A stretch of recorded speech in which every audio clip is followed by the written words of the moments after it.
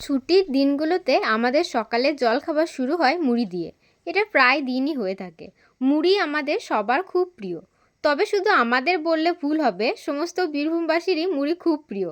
তবে বাজারে কেনা মুড়িতে কিন্তু এত স্বাদ নেই। আমি ছোট থেকেই দেখে এসেছি আমাদের বাড়িতে কিন্তু মুড়ি ভাজা হয়। আমাদের বাড়িতে পিসি ঠাকুমা আছে, তিনি প্রথম থেকেই কিন্তু বাড়িতে মুড়ি ভাজেন। কিন্তু এখন বয়স হয়ে গেছে আর কাজেরও অনেক চাপ বেড়ে গেছে, তাই এসব মুড়ি টুড়ি আর বাড়িতে ভাজা হয় না, বাজার থেকে কিনেই কিন্তু খেতে হয়।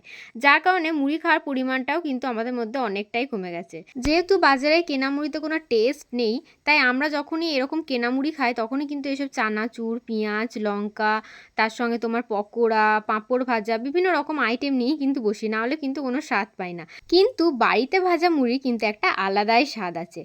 যেমন আমাদের বাড়িতে যখন গরম গরম মুড়ি ভাজা হতো, আমি শুধু একটু মুড়ি আর তার সঙ্গে একটু তেল নিয়ে বসে পড়তাম। আমার তো খেতে দারুণ লাগতো। তোমরা যদি খেয়ে থাকো কমেন্টে জানিও।